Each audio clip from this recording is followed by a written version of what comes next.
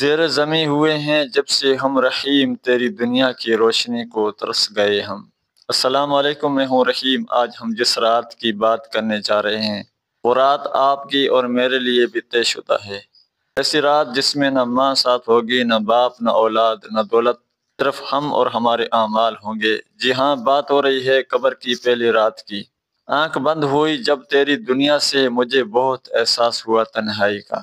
کیا آپ نے کبھی سوچا ہے کہ جب ہم مر جائیں گے اور لوگ ہمیں دفنا دیں گے تو ہم قبر میں پہلی رات کیسے گزاریں گے؟ نہ روشنی ہوگی، نہ ہوا، نہ بستر نرم ہوگا، نہ آسائشیں ہوں گی، بس اندھیرا، تنہائی اور ہمارا نام اعمال۔ یہ وہ رات ہوگی جس میں سب کچھ واضح ہو جائے گا۔ جس شخص کو ہم نے دھوکہ دیا، جس نماز کو ہم نے چھوڑا، جن گناہوں کو ہم نے چھپا کر کیا، سب سامنے آ جائیں گے، کوئی چیز چھپ نہیں پائے گی۔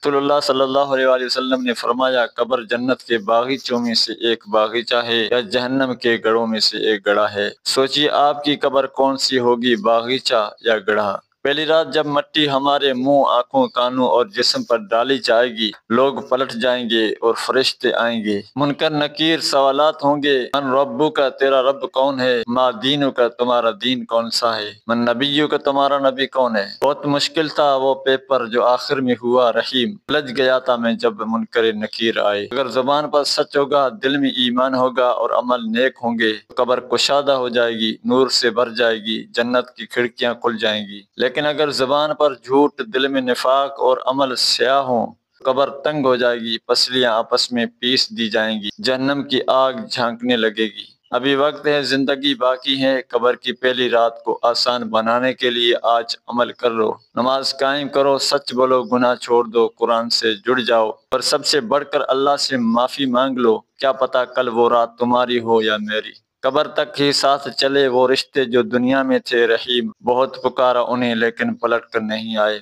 دنیا کی رونقیں، دنیا کے رنگ، دنیا کی روشنیاں ادھر ہی رہ جائیں گی۔ ایک بیابان، اندھیری اور خوفناک جگہ پر تنہا چھوڑ دیے جاؤ گے۔ اگر قبر کی روشنی چاہتے ہو تو نیک عمل زیادہ کرنے کی کوشش کرو، جتنا ہو سکے، جس طرح ہو سکے اللہ کو راضی کرنے کی کوشش کرو۔ اچھے اعمال کے سوا کوئی تمہارا ساتھی نہیں بن سکتا۔ تو میرے بھائیو، قبر اور آخرت کی فکر سے زیادہ کوئی بھی چیز تمہیں اللہ کے قریب نہیں کر سکتی۔ تو امید ہے کہ آج کی ویڈیو سے آپ کو فائدہ پہنچا ہوگا۔ انشاءاللہ ملتے ہیں اگلی ویڈیو میں، دعاؤں میں یاد رکھنا۔ اللہ حافظ۔